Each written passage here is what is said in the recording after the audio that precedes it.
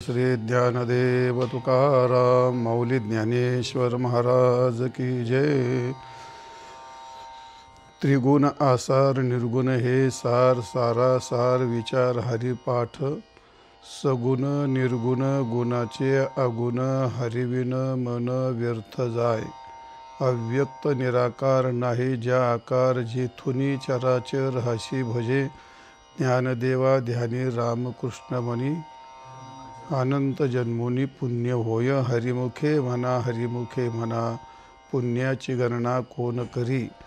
असा हा आजच्या चिंतनाचा तिसरा अभंग आहे। दोन अभंगाचं चिंतन झालं आणि तिसऱ्या अभंगाचं चिंतनाला आज प्रारंभ करायचा आहे। तर या तिसऱ्या अभंगामध्ये माऊली ज्ञानोबराय प्रथम म्हणतात, त्रिगुण आसर निर्गुण हे सार।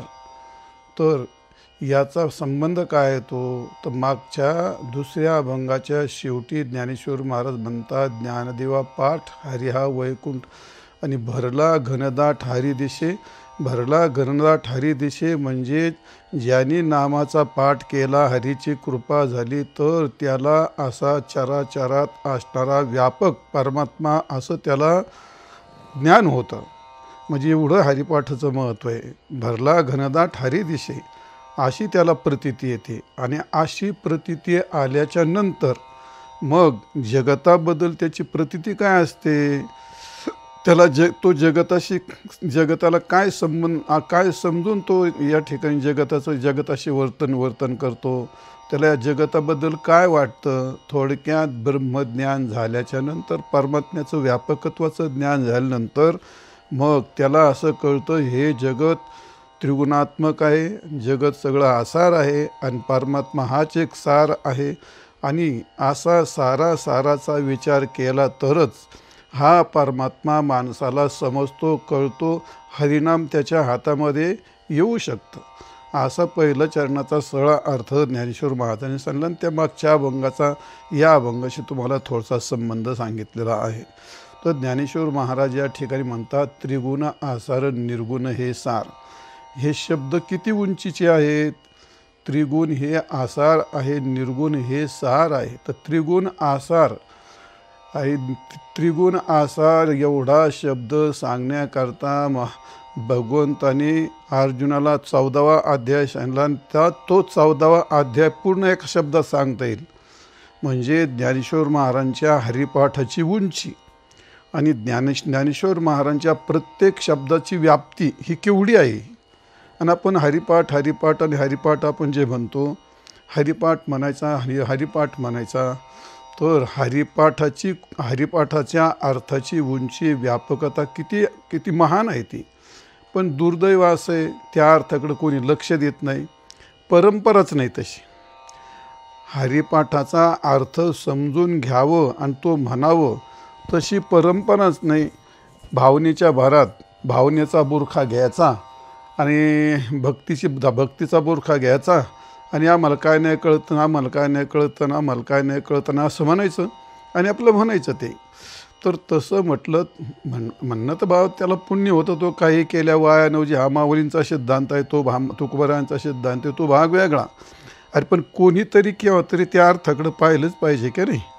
पण आजकाल परिस्थिती अशी झाली, त्या अर्थाकडं कोणी या परमार्थामध्ये हरिपाठामध्ये प्रामुख्याने 3 गोष्टी असतात, भाविकांनी त्या समजून घेतल्या पाहिजे। पहिली गोष्ट असते त्या हरिपाठ याच्यात ज्ञान भरलेलं आहे, ज्ञानात्मक आहे तो। दुसरी गोष्ट हरिपाठामध्ये भावना भरली आहे, तो भावनेने परिपूर्ण आहे। आणि तिसरी गोष्ट क्रियात्मक येते, आपल्या मनाला रंजन करण्याकरता टाळ पखवाज स्वर ह्या गोष्टी येतात। हरिपाठ करण्याकरता टाळ पखवाज हे याला काय म्हणतो, हे उपांग आहे, ह्याची अजिबात आवश्यकता नाही। पण सर्वसाधारण माणसाला त्यात मन रमावं, त्याला सर्वांना समावेश व्हावं आणि म्हणून ही परंपरा पडलेली असते। पण सर्वात महत्त्वाची गोष्ट समाज ज्ञानाच्या बाबतीत, अर्थ समजून घेण्याच्या बाबतीत पार पाठीमागे राहिला। चला नंबर 2ला भावनेमध्ये काही येतात तर काही भावनेने थोडीफार करतात ती। तिसरा प्रकार असा असतो, लोकांची भावनाही कमी झाली ज्ञानाचा तर विशेष नाही राहिला, ते एकदम क्रियात्मक येतात. क्रियात्मक येतात. ज्या कालामध्ये हरिपाठ करायचं म्हणून ते करतात. टाळ पाखवाद, नाचणं, उधळणं, अमकं तमकं येतं, किंवा हरिपाठात आपलं टाळ्या वाजवायचं आणि म्हणून घ्यायचं, एवढं त्याचा अर्थ येतो. तर जास्तीत जास्त क्रियात्मक असा प्रकार होऊन बसला हरिपाठाचा. तर असो तो भाग. हरिपाठाची फार मोठी उंची आहे. हरिपाठ सर्वसाधारण सामान्य माणसाला कळण्याचा, ज्यांनी पंथशा अध्ययन केला आहे त्याच माणसाला हरिपाठ सांगता येतो, हे समाजाने पक्क लक्षात घेतलं पाहिजे. आपल्याला परमार्थ करायचा अधिकार आहे आणि म्हणून कोणी ते सांगितलं तर त्याचा काय अर्थ होणार नाही ना, त्याचा उपयोग नाही, समाजाला उपयोग होणार नाही. आणि अंध परंपरेने जर काही सांगितलं ती तुमची चूक आहे, ती तुमची चूक आहे. अध्ययन करा, सर्वांनी सांगावं, अध्ययन करा, उत्तम प्रकारचं अध्ययन करा, शास्त्र सिद्धांत समजून घ्या आणि मग त्याचा अर्थ करा. कारण माऊली ज्ञानोबांच्या प्रत्येक शब्दामध्ये वेद आणि शास्त्र परिपूर्ण भरलेलं आहे.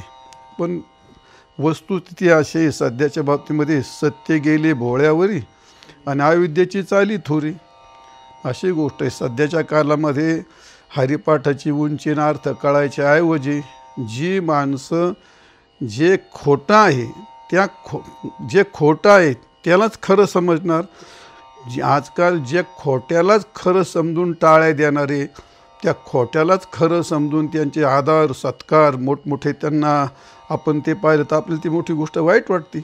अरे भल्या माणसं हो, सत्यालाच तुम्ही असत्य म्हणायला लागलात. सत्यालाच आजकाल आपण पाहतो या कीर्तनाची परंपरा, कीर्तनाची उंची, कीर्तनाचा उपक्रम, उपसंहार, त्याचा अभ्यास काय त्याला संगती किंवा त्याला काय प्रमाणता, काय त्याचा अर्थ, याकडं दुर्लक्ष, अतिशय दुर्लक्ष झालं. हा कलीचा महिमा आहे. पण इतकं दुर्लक्ष होऊ नये का जो सिद्धांतच परवायला जाईल. आणि परंपरा तशी झाली. मग वास्तविक सगळं खोटं असतं ते, पण तरीसुद्धा त्याला खरं समजून, त्याला टाळ्या देऊन आणि त्याला उंची देऊन, आणि समाजात त्यांचा केवढा बोलबाला आहे, समाजात त्यांचा केवढा बोलबाला आहे असत्य, पण त्याला सत्यच रूप दिलं. म्हणून तुकाराम महाराज म्हणलं, सत्य गेले भोळ्यावरी आणि अविद्येची झाली थोरी. असा प्रकारे तो हा असा प्रकार होतो. पण ते निसर्ग आहे, त्याच्यावर आपण फार नाराज हो रे. भगवान त्यांना ती पाहत असतात, त्यांना सर्व काही दिसत असतं. पण अशी गोष्ट असते नेहमी, कावळ्यांची संख्या जास्त असते आणि ते कोकिळाचा आवाज दाबूनच टाकतात. कारण 2 कावळे असले तरी 10 कोकिळावर ते दाबून टाकणार ते. कारण त्यांचे काव म्हणजे काही सामान्य नसते, ते सगळ्यांचं लक्ष वेधून घेणार असे कावळ्यांची कोकिळापेक्षा कावळ्यांची काव हे जास्तच असते. तो प्रसंगच तसा असतो तो. त्याचं कारण काय, ते नेहमी मी सांगत असतो, पिकापेक्षा पांधाडाला जास्त पीक असतं. पांधाड हे पीक झाकून टाकत असतं. वस्तुस्थिती आहे. तो आंबराचा येल तुम्हाला माहिती आहे का, त्या घासावर आंबराचा येल येतो. तो आंबराचा येल येतो, पण तो घास पूर्ण झाकून टाकतो. म्हणजे घासापेक्षा आंबराला जास्त बळ आणि पिकापेक्षा पांदडाला जास्त बळ आणि कोकिळापेक्षा कावळ्यांना जास्त बळ. आणि ही परंपरा म्हणजे असलीपेक्षा नकलीचा बोलबाला असतो आणि तशीच गोष्ट चालते. पण चला तो एक काय प्रसंग आहे. पण आता एक गोष्ट, जे जाणकार आहेत, जे समजून घेणारे आहेत, त्यांनी हरिपाठ आपल्या जीवनाकरता समजूनच घेतला पाहिजे. पण दुर्दैव असं आहे, हरिपाठ सांगणारी तर कमीच झालीत. मला वाटतं वारकरी संप्रदायात जर हिशोब केला जास्तीत जास्त 100 असतील बा, इतकी नसतीलच म्हणा, पण धरले 50-100 काय असतील. ते ऐकणारे किती आहेत. वस्तुस्थिती अशी झाली असता, गुण त्रिगुण म्हणजे काय, नासार म्हणजे काय, मला अशी पंचायत, हे ऐकायला पण कोण नाही. आता याच्यापेक्षा काय दुर्दैव असावं. हे ऐकायला पण कोण नाही, हे ऐकण्याची पण पात्रता कोणाची नाही. याचं मोठं वाईट वाटतं. याचं वाईट वाटतं, कोणी अध्ययन करत नाही. पण तो असो भाग, त्याला तर तस्मै कालाय नमः असं म्हणतात. असो, मला एवढं सांगायचं होतं, माऊली ज्ञानोबांच्या शब्दांची उंची किती असते, ते किती सखोल असतात. आणि म्हणून त्रिगुण आसार एवढ्या एका शब्दामध्ये माऊली ज्ञानोबांनी गीतेचा 14वा अध्याय सगळा अध्याय एका शब्दामध्ये सांगितलं आहे, गुणाचं महत्त्व काय असतं वगैरे असं तो. तर हा नेमकं गुण कशाला म्हणतात, म्हणजे गुण म्हणजे काय, गुणाचं स्वरूप काय, गुणाचं बंधन कसं असतं, गुणाची उत्पत्ती कोणापासून होते, आणि जीव हा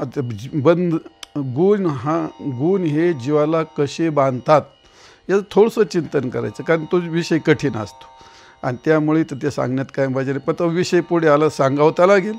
आणि त्यामुळे पुढे सांगायचं फार नाही सांगायचं, गरजेपुरतं कळण्यापुरतं तुम्हाला फक्त या ठिकाणी सांगायचं आहे. तर प्रथम गुण किती असतात, गुण 3 असतात. सत्वगुण, रजोगुण आणि तमोगुण हे 3 प्रकारचे गुण असतात. आणि गुण हा नेहमी गुणीच्या आश्रित राहतो.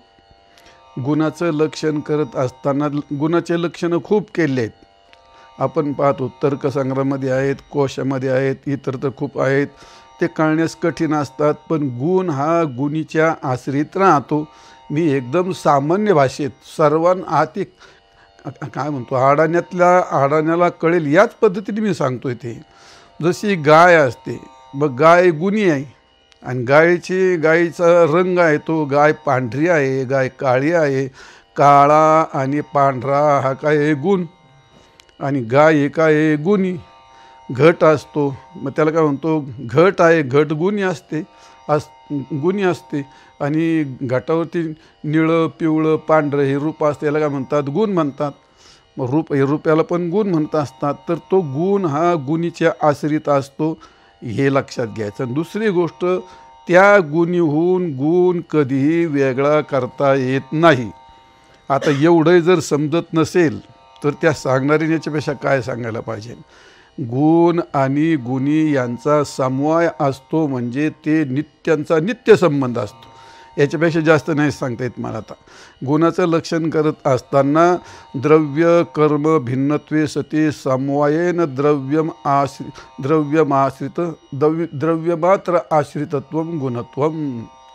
तर या ठिकाणी द्रव्य कर्म भिन्नत्वे सती, तो द्रव्याहून तो भिन्न असतो आणि कर्माहून तो भिन्न असतो. म्हणजे थोडक्यात गुण म्हणजे क्रिया नाही आणि गुण म्हणजे घट नाही. द्रव्याचा अर्थ व्यक्ती म्हणा, द्रव्य म्हणजे घटपट म्हणा.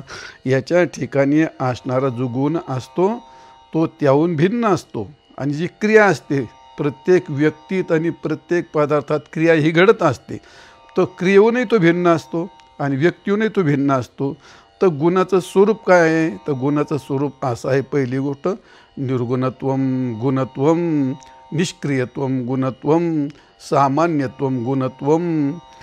निर्गुणत्वम याचा अर्थ गुणीवरती गुण राहतो, पण गुणावर कुठं गुण असतो का, मग गुण कसा येतो, निर्गुण. मग निर्गुणत्वम, गुणाच्या ठिकाणी गुण नसतो आणि गुणाच्या ठिकाणी क्रिया नसते. निष्क्रियत्वम, द्रव्याच्या ठिकाणी क्रिया असते, व्यक्तीच्या ठिकाणी गायीच्या ठिकाणी क्रिया होईल, पण त्या गायीच्या ठिकाणी जो रंग असतो त्याची काही क्रिया थोडीच होते.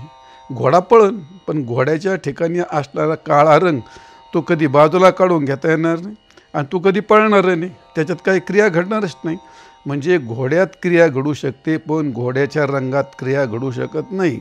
गायीत क्रिया घडू शकते पण गायीच्या ठिकाणी तांबडा पांढरा काळा हा काय त्याच्यामध्ये क्रिया घडू शकत नाही. म्हणून त्या गुणाला म्हणतात निष्क्रियत्व.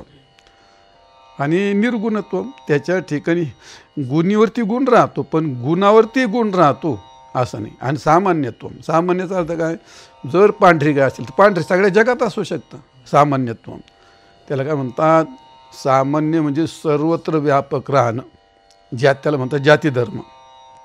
जसा जाती धर्म असतो ना, एकत्वम नित्यत्वम असं त्याला म्हणतो.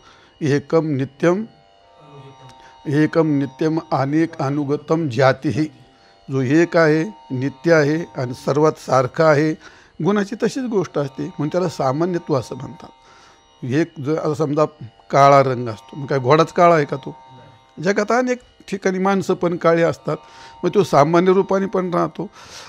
तो निष्क्रिय पण आहे, निर्गुण पण आहे आणि असा गुण असतो. आणि त्या गुणामध्ये 3 प्रकार असतात, सत्वगुण, रजोगुण आणि तमोगुण. असे गुणाचे 3 प्रकार सांगितले. तुम्हाला गुणाचं लक्षण पण सांगितलं.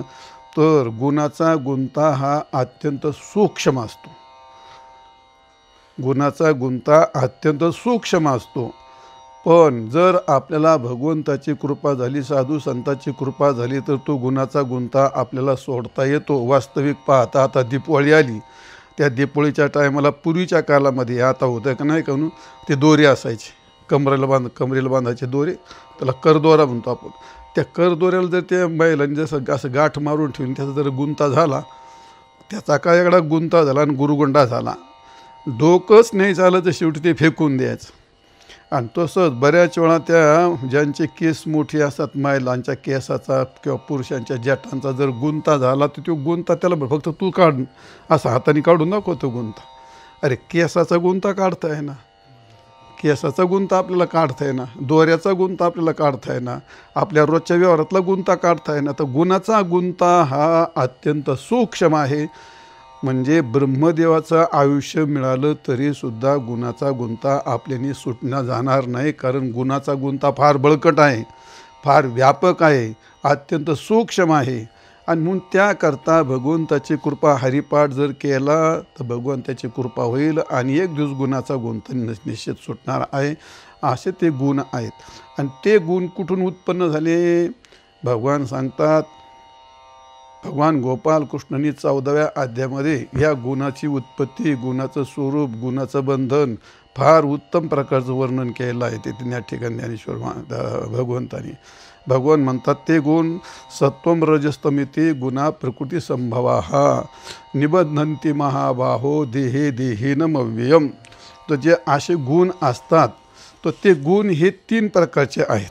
ते तुम्हाला 3 प्रकारचे गुण सांगितलेले आहेत. तर त्यातला 3 प्रकारचे गुण असतात. तर ते गुण 3 प्रकारचे असून ते 3 कामं करतात. सत्वम रजस्तमिती गुणा प्रकृती संभवा हा म्हणजे प्रकृतीपासून उत्पन्न होतात. सत्वगुण, रजगुण आणि तमोगुण. आणि 3 गुण काय करतात भगवान हे महाबाहो निबध्नन्ति जीवाला ते बांधून टाकतात. देहिनम याचा अर्थ जीवात्मा, त्या जीवात्म्याला ते बांधून टाकतात. तर 3 गुण कसे बांधतात ते तत्र सत्व या ठिकाणी भगवान सांगतात. तत्र सत्वम निर्मलत्वम प्रकाशकमनामयम आणि सुखसंगेन बध्नाती ज्ञानसंगेन चानघ. काय भगवंतांनी गोड सांगितलं. या ठिकाणी आपल्याला जी गोष्ट आनंद देते, जी गोष्ट आपल्याला सुख देते, पण तीच आपल्या बंधनाला कारण असते हे आपल्याला कळत नाही. भगवान सांगतात अर्जुना तत्र सत्वम निर्मलत्वम. अरे हा सत्वगुण प्रकृतीपासून उत्पन्न झाला, तो निर्मल आहे. दुसरी गोष्ट प्रकाशक आहे आणि अनामय आहे. निर्मल म्हणजे थोडक्यात त्यात कोणता दोष नाही. आणि प्रकाशक याचा अर्थ तो ज्ञान देणार आहे. ते ज्ञान आणि अनामय याचा अर्थ कोणता दोष नाही आणि कोणती पीडा दुःख नाही. असा जो सत्वगुण आहे तो सत्वगुण जीवाला बांधू टाकतो. कोणत्या रूपाने बांधतो तो? सुखसंगेन ज्ञानसंगेन च आघन. भगवान म्हणतात च अघन याचा अर्थ हे निष्पाप पापरहित अर्जुना. हा सत्वगुण जीवाला कसा बांधतो? तर ज्ञान हे आपल्याला ज्ञान हे उत्तम वाटतं, पण ते ज्ञानच बंधनाला कारण होतं. जसं एखाद्या पारद्याचं जाळं त्या हरण त्यात जर गेलं सापडलं तर ते त्यात गुंतून जातं. ते तसंच ज्ञान या नाजूक धाग्याने सत्वगुण जीवाला ज्ञानाच्या धाग्याने आणि सुखाच्या धाग्याने पक्का बांधून टाकतो. आणि बांधल्याच्या नंतर आणि मग तिचं पुढे काय होतं भगवंतांनी पुढे भरपूर सांगितलेलं आहे. आपल्याला तिकडे जायचं नाही. जसं हा सत्वगुण असतो तो जीवाला बंधन घालतो, त्याप्रमाणे रजोरागात्मकम विद्धी तृष्णासंगसमुद्भवम तन्निबध्नाति कौंतेय कर्मसंगेन. म्हणजे या आता हा काय सांगितलं रजोगुण. तो रजोगुण असे त्याचं स्वरूप काय? तो रागात्मक. रजोरागात्मकम विद्धी थोडक्यात आसक्ती. रागात्मक याचा अर्थ अत्यंत आसक्ती हे त्याचं स्वरूप आहे. जसं वर निर्मल आणि ज्ञान हे सत्वगुणाचं स्वरूप आहे, तसं या ठिकाणी आसक्ती हे त्याचं मूळ स्वरूप आहे आणि त्याची उत्पत्ती तृष्णा संग समुद्भव. तृष्णा विषय आणि विषय आणि वृत्ती, विषय आणि इंद्रिय यांचा संबंध होऊन त्याची उत्पत्ती होते आणि तो बळकट तयार होतो आणि तिथं आसक्ती तयार होते. त्याला रजोगुण असं म्हणतात. आणि तो त्या ठिकाणी कर्मसंगेन बध्नाती, कशाने, कोणाला, दीन. तर अर्जुना, तो कर्माच्या रूपाने, क्रियेच्या रूपाने जीवाला बंधनात घालतो असा रजोगुण. आणि तिसरा गुण आहे तो तमोगुण. तर भगवान सांगतात या ठिकाणी, तमस्तु ज्ञानजम विद्धी मोहनम सर्वदेहिनम आणि प्रमादलस्य निद्राभिस तन्निबध्नाती कम. तर इथं भगवान सांगतात तमोगुण असा विचित्र आहे म्हणले. तर तो काय म्हणले, तो आज्ञा तमस्तो ज्ञानजम म्हणजे काय, तम हा तो आज्ञानजम म्हणजे अज्ञानापासून तो उत्पन्न होतो तमोगुण. आणि काय करतो, त्याचं स्वरूप आहे मोह घालणं. आणि मोह त्याची उत्पत्ती होते अज्ञानापासून आणि स्वरूप आहे त्याचं मोह घालणं, त्याला मोह म्हणजे मोहित करणं. आणि असा तो तमोगुण. आणि तो बांधतो कशाने, निद्रा पहिली गोष्ट, प्रमाद, आलस आणि निद्रा हे जीवाला बंधन असतात. मग आता हे मोठमोठे ॲक्सिडेंट होतात, मोठमोठे धोके होतात, माणसाबरोबरचा व्यवहार चुकतात. हानी काय ते, हे मोठमोठे ॲक्सिडेंट काय होतात, प्रमाद, मूर्खपणा, किंवा गेला लागली डुकली, भले 5-50 मारीतून ते मरतो की नाही.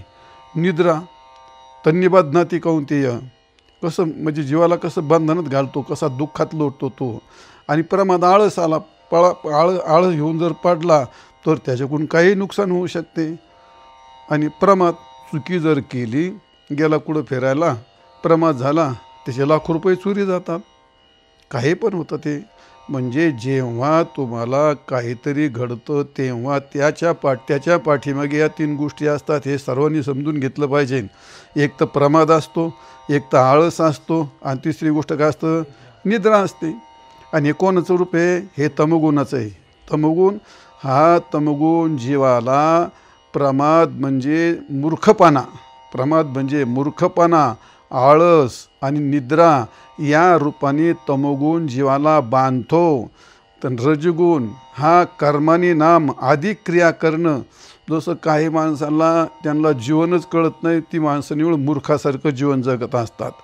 असे ज्ञानेश्वर महांतेचं 14व्या अध्यायातच खूप वर्णन केलं या ठिकाणी. जैसा ग्रीष्मांतीचा वारा विसावो नेण्याची वेरा, तैसा न म्हणे व्यापारा रात्रंदिवस. माणसंच नाही, ती माणसं म्हणजे भूतच असतात ते.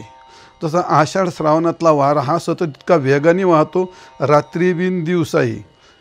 तैसा ग्रीष्मांतीचा वारा विसावो नेण्याची वेरा, तैसा न म्हणे व्यापारा रात्रंदिवस. इतकं क्रियात्मक तीच क्रिया रजगुणाची असते, जीवाला बंधनात घालते. आणि सत्वगुण हा त्या ज्ञानाने आणि सुखाने बंधनात घालतो. फारसाने चिंतन करायचं, फक्त तात्पुरतं कळण्याकरता आपल्याला गुणाचं स्वरूप मी आपल्याला सांगितलेलं आहे. रजगुण सत्वगुण, रजगुण आणि तमोगुण हे 3 गुण असतात आणि जीवाला ते बंधनात घालतात. आणि बंधनात घातल्यानंतर काय करतात, ते जीवाच्या हाताने शुभाशुभ कर्म घडतं. आणि शुभाशुभ कर्म घडलं का त्यातून पाप पुण्य तयार होतं. आणि पाप पुण्य तयार झाल्यानंतर त्याच पाप पुण्याच्या संबंधाने जीव अनंत योनी भोगीत असतो, लोष्टापर्यंत जातो. मग किती जन्म झाला फेरा, ते काय 184 नचुके फेरा. अनेक जीवजन्म, अनेक योनीत जातो आणि फेरे खातो. आणि त्या दुःखामध्ये आपली त्या योनीमध्ये तो दुःख भोगीत असतो. मुद्दा मला एवढा सांगायचा, गुण म्हणजे किती हे सांगितलं, गुणाचं स्वरूप काय हे तुम्हाला सांगितलं, आणि ते गुण जीवाला कसे बांधतात हे पण तुम्हाला सांगितलं, गुणाचं लक्षण सांगितलं. आता गुण आसार कशा असतात, त्रिगुण आसार एवढंच फक्त सांगायचं. तो त्रिगुण आसार याचा अर्थ, आसारतू म्हणजे काय असतं, ज्यात कोणत्या त्याला म्हणतात काय म्हणजे नास्ती सारहा यशस आसारहा, ज्याच्यात कोणत्याही प्रकारचं सार नसतं त्याला म्हणतात आसार. तुम्हाला आता माहिती आहे का नाही काही नो, पण एरंडाचं झाड असतं. कोशामध्ये त्याला उदाहरण दिलं आहे. एरंड वृक्ष हा तो रसरहित असतो आणि जळ तिथं वाळल्याच्या नंतर तर कोणत्याच लाकडात नाही, पण ओलं असताना सुद्धा त्याच्यामध्ये रस निघत नाही. रसरहित म्हणजे त्याला कोणत्या प्रकारचा रस नाही असं आता उदाहरण तर दिलं आहे. पण मग असं त्याला म्हणतात काय, रसहीन नास्ति सारहा यस्य आसारहा. आसार म्हणजे स्थिरांश शून्यत्व, ज्याला स्थैर्यच नसतं. रज्जूच्या ठिकाणी सर्प दिसतो किंवा झाडाच्या खोडाच्या ठिकाणी तुम्हाला चोर दिसतो, असा जो भ्रम होतो त्याला स्थिरता असते कधी? स्थिरता शून्यत्व असं आहे. निस्सार, त्यात काही सार असतं का त्याच्यात? निष्फलम. आसार शब्दाचा अर्थ निष्फलत्व. आसार म्हणजे निस्सारत्व, आसार म्हणजे स्थिरत्व रहित असं त्याला म्हणतात आसार. दुसरी गोष्ट, आसार म्हणजे विपरीतता. जसं रज्जून विपरीत सर्प असतो आणि ब्रह्महून विपरीत जगत असतं, हे काय आसारच आहे ना. हे जगत काय आहे? आसारच आहे. आणि म्हणून त्याला विपरीत जे असतं विपरीतत्वम सारत्वम असं म्हटलं आहे. म्हणजे आपलं विपरीतत्वम आसारत्वम असं आहे. दुसरी गोष्ट आहे सारहीनम. आसार खलु संसार हा, संपूर्ण संसार हा आसार आहे. कारण एक सारभूत परमात्मा असतो आणि त्याहून भिन्न संपूर्ण आसार असतं आणि हे संपूर्ण कार्य गुणाचं असतं. तर असं येते आणि म्हणून संपूर्ण जगत हे कसं आहे? आसार आहे. माऊली म्हणतात जे त्रिगुणात्मक असतं तर त्याला म्हणतात काय? त्रिगुण आसार. त्रिगुण आसार म्हणजे प्रकृती असते आणि प्रकृती त्रिगुणात्मक प्रकृती असते. प्रकृतीहून गुण वेगळे करता येत नाहीत, हा विषय झालेला आहे. प्रकृती म्हणजे माया. मायाच्या अविद्या स्वयमेव भवती. माया आणि अविद्या यातला फरक सांगितला. माया हे शुद्ध सत्वगुणवती असं म्हणतात. जी शुद्ध सत्वगुणात्मक असते तिला माया म्हणतात, हे लक्षात ठेवलं पाहिजे. आणि जी अविद्या असते ती मायाच असते. मलिन सत्व ज्यात असतं त्याला अविद्या असं म्हणतात. आणि आता प्रकृती काय असते तर 3 गुणाचं साम्य. म्हणजे अविद्येमध्ये आणि मायेमध्ये काय असतं? सत्वगुणाचं आधिक्य असतं आणि रजतम न्यून असतात. अविद्येमध्ये काय असतं? तमोन रजत आधिक्य असतं, सत्वगुण न्यून असतो. पण प्रकृतीमध्ये 3 गुणाची साम्य अवस्था असते. आणि जे कार्य करायचं, जगताची उत्पत्ती असेल किंवा अजून कोणतंही कार्य असेल, जे दृष्टीला दिसतं ते सर्व कार्य असतं आणि ते प्रकृतीचं कार्य आहे. आणि प्रकृतीन गुण वेगळे नसतात. हे 3 गुणात्मक प्रकृती असते. आणि त्रिगुणात्मक असणारी प्रकृती तिच्यापासून सर्व जगातलं का जगतच तिच्यापासून होतं. ही जगताचं उपादान आहे. हे काय? जसं दूध असतं आणि दुधापासून काय झालं? दही. तर हे उदाहरण खेडेगावातलं, हे कळायला हरकत नाही. मग दुधापासून दही झाल्यानंतर आता खाली दूध राहिलं का? दुधातच दही बनलं का? मग शिल्लक दही वेगळं, आपलं दूध वेगळं राहिलं आणि दही वेगळं असं झालं का? नाही, असं नाही झालं. दुधाचंच दही बनलं. तर प्रकृती ही त्रिगुणात्मक प्रकृती आहे. त्रिगुणात्मक असं जे जगत आहे तर त्या प्रकृतीतच जगत बनलं आहे, हे कळायला हरकतच नाही. जसं सोन्याचाच अलंकार झाला, तसं जसं बीजाचाच तरू झाला, बीजाचंच झाड झालं, बियाचंच झाड झालं, तसं दुधाचंच दही झालं. आणि जसं दुधाचं दही झालं तसं संपूर्ण जगत प्रकृतीचं जगत झालं. मग आता प्रकृतीचं जगत झाल्यानंतर मग जिथं प्रकृती तिथं त्रिगुणात्मक असते. आणि जिथं गुण असतात तिथं प्रकृती असते. मग यत्र गुणत्व आणि तत्र प्रकृती, यत्र गुणत्व आणि तत्र आसारत्व. जे प्रकृती म्हणजे गुण म्हणजे प्रकृती, ते वेगळे होत नाहीत. आणि त्याचं कार्य जे असतं तेही त्याहून भिन्न नसतं. कार्यकारणाचा अभेद असतो. जसं घटाहून माती वेगळी म्हणता येत नाही आणि मातीहून घट वेगळा म्हणता येत नाही, तसं प्रकृती आणि गुण यांना वेगळं करता येत नाही. आणि म्हणून प्रकृती आणि गुण आणि गुणाचं कार्य जे आहे प्रकृतीचं गुणाचं कार्य हे सर्व असार आहे, साररहित आहे, का अर्थरहित आहे. आणि जसे प्रकृतीचं कार्य तशी प्रकृती पण आहे. थोडक्यात संपूर्ण जगत याला आसार असं म्हणतात. आपल्या लक्षात आलं असेल. मग माऊली म्हणतात ठिकाणी त्रिगुण आसार. तर हे त्रिगुणाचे हे असतं, आसार असतं. जे जे कार्य दिसतं ते सर्व आसारच असतं. संपूर्ण जगत त्रिगुणात्मक आहे आणि म्हणून आसार आहे. फार विस्तार केला तर त्याचं फार लांबेल. श्रोत्यांना कळण्यापुरतं मला असं वाटतं एवढं भरपूर झालं. म्हणून माऊली म्हणतात त्रिगुण आसार. आणि पुढे निर्गुण हे सार. तो निर्गुण म्हणजे सारभूत जी गोष्ट असते त्याला निर्गुण असं म्हणतात. आणि जे निर्गुण असतं ते सारभूतच असतं. मग श्रुती असं म्हणते निर्गुणम निष्क्रियम शांतम असं उपनिषदांनी वर्णन केलं आहे निर्गुण. थोडक्यात निर्गुण म्हणजे गुणरहित. निर्गुणाचे परमात्मा निर्गुण आहे. तो गुणरहित कसा आहे हे मी तुम्हाला सांगतो. पण पहिली गोष्ट परमात्मा निर्गुण आहे म्हणून त्याला म्हणतात निर्गुण हे सार असतं. पुन्हा तो काय आहे, तो या ठिकाणी जातीरहित आहे. गुणरहित आहे. जे गुणरहित असतं त्याला सार म्हणतात. ते जातीद्रव्य क्रियारहित असतं त्याला सार म्हणतात. क्रियारहित असतं म्हणजे थोडक्यात जो परमात्मा निर्गुण आहे, जातीरहित आहे, संबंधरहित आहे, क्रियारहित आहे, द्वैतरहित आहे आणि असा परमात्मा आहे म्हणूनच तो सार असतो. जिथे द्वैत येतं तेथे सारत्व राहत नाही. जिथे संबंध येतो त्याला सार म्हणता येत नाही. जिथे क्रिया घडते त्याला सार म्हणता येत नाही. जिथे जाती आली का जाती म्हणजेच व्यक्ती आली, व्यक्ती म्हटलं का सारत्व संपलं. आणि जिथं गुण आला तर गुण स्वतंत्र राहत नाही. गुण हा त्या द्रव्यत गुणी येते. आणि म्हणून ज्या ठिकाणी काय म्हणतो आपण त्याला जाती, गुण, क्रिया, संबंध, द्वैत हे परमात्म्याच्या ठिकाणी असू शकत नाही. आणि म्हणून परमात्मा म्हणून परमात्मा निर्गुण आहे. आणि जे निर्गुण असतं ते काय असतं, सारभूत असतं. सार म्हणजे थोडक्यात तत्व.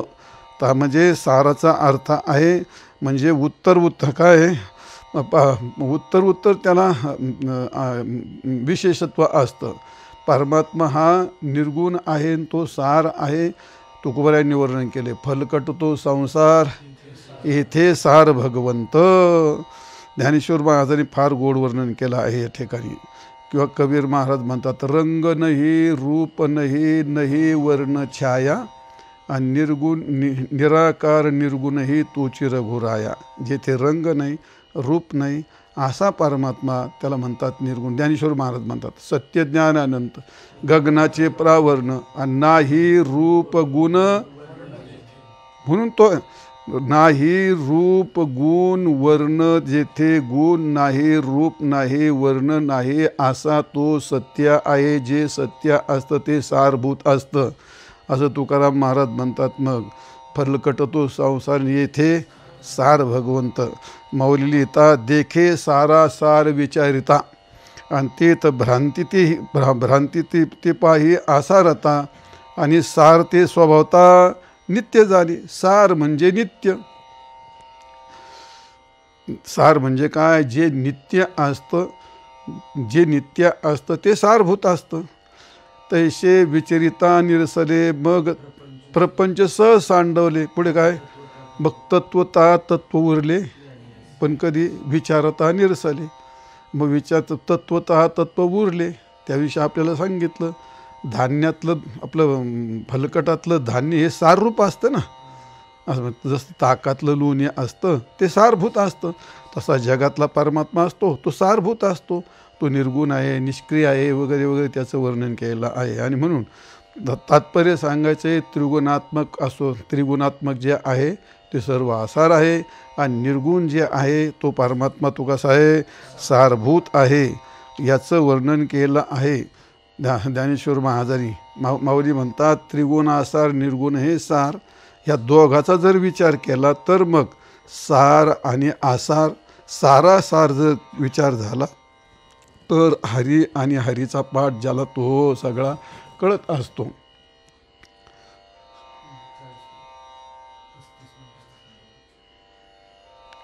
थोडं राहिले मग घेऊ चाल. तर सारा सार विचार असं आहे ते. तुका म्हणे सार धरी आणि वाचे हरिनाम उच्चारी. सार धरी याचा अर्थ भगवंताचं नाम. भगवान आणि भगवान वेगळे नसतात.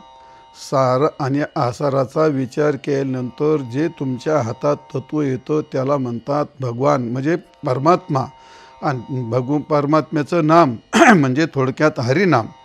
म्हणजे साराचा विचार केल्याशिवाय जाणत्या माणसाला जो साराचा विचार करून जो परमात्मा सारभूत आहे आणि भगवंताचं नामही सारभूत आहे ते तुमच्या हातात येणार नाही. म्हणून माऊली म्हणतात त्रिगुण आसार, निर्गुण हे सार आणि सार विचार हरिपाठ.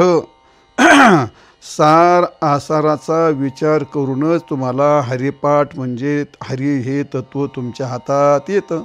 थोडक्यात साराचा विचार करणाऱ्या माणसालाच हरी नामाचं स्वरूप कळतं. साराचा विचार करणाऱ्यालाच हरी म्हणजे नाम भगवंताचं स्वरूप कळतं. आणि साराचा विचार करणाऱ्या माणसालाच मोक्ष आणि बंध ही गोष्ट कळते. बंध कळायचं असलं तरी साराचा विचार करावा लागेल. आणि म्हणून ज्ञानेश्वर महाराजांनी खूप मोठं वर्णन केलं. ज्ञानेश्वरीमध्ये पण वर्णन केलं आहे. साराचा विचार केला तर काय देख हे विचारात सांगितलं तुम्हाला ते. तर अशी या ठिकाणी गोष्ट आहे. तर सार आणि आसार 1-2 मिनटाची गोष्ट सांगत तुम्हाला, लगेच ते चरण सगळं संपून जाईल ना मग आपलं ते. तो सार आणि आसार काय असतं विचार जर केला तर माऊलीने त्याचं गोड वर्णन केलं आहे. काय म्हटलं ते तर मंथोनी नवनीता आणि तैसे घे अनंता. आणि पुढे काय मंथोनी नवनीता तैसे घे अनंता. मंथन करून त्यात जो नवनीत आहे तो काय तो सार भाग आहे ना. म्हणजे परमात्म्याला या ठिकाणी लोण्याप्रमाणे परमात्मा म्हटलेला आहे.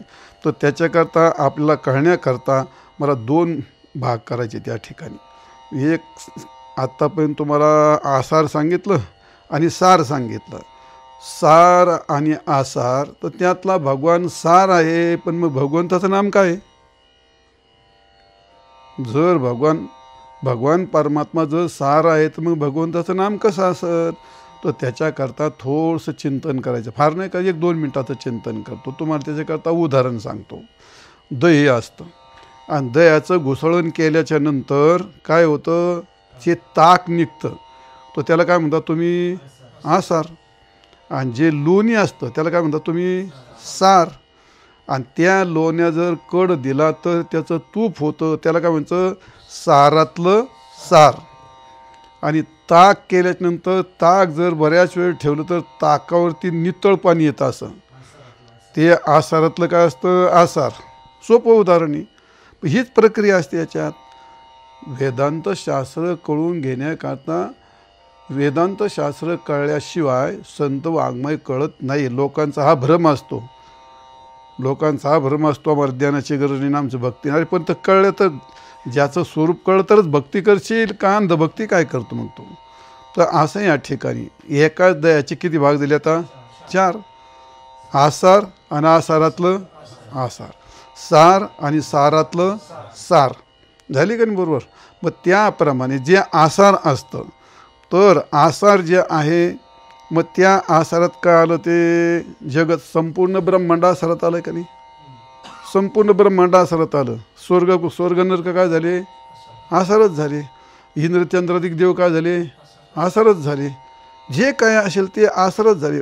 मग देव जर आसार झाले तर पुण्य काय होईल तुमचं आसारच झालं. कारण ते पूर्ण जगतलंच पुण्य आहे. ते पुण्य आसार झालं जगतही आसार झालं. हे संपूर्ण जे त्रिगुणात्मक येतं ते सर्व आसार झालं. मग आता जर देवच आसार इंद्रादिक देवच आसार ठरले तर मग त्यात राक्षस काय असतील मग ते आसारातले आसार. जर पुण्यच आसार आहे तर मग पापाला काय म्हणणार तुम्ही आसारातला आसार. आपला देह जरा आसार आहे मग देहातले काम क्रोध काय आहेत आसारातले आसार. समजले का तुम्हाला. संपूर्ण जगत जेवढी त्रिगुणात्मक सृष्टी आहे, प्रकृत्यात्मक सृष्टी आहे, ही सर्व आसार आहे. त्यातल्या ज्या वाईट गोष्टी आहेत त्या आसारातल्या काय आहेत? आसार. एक भाग तुम्हाला समजला. आता दुसरा भाग काय येतो? सार. तर सार म्हणजे परमात्मा. हे तुम्हालाच तुका म्हणे सार धरीन वाचे हरिनाम उच्चार, हे तुम्हाला पाठीमागे सांगितलं. देखे सारा सार विचारिता, परमात्मा सारभूत कसा हे सांगितलं. पण भगवंताचं नाम जे लोणी असतं त्या लोण्याला कोणती चव नसते आणि त्याला कोणता सुगंधही नसतो तो.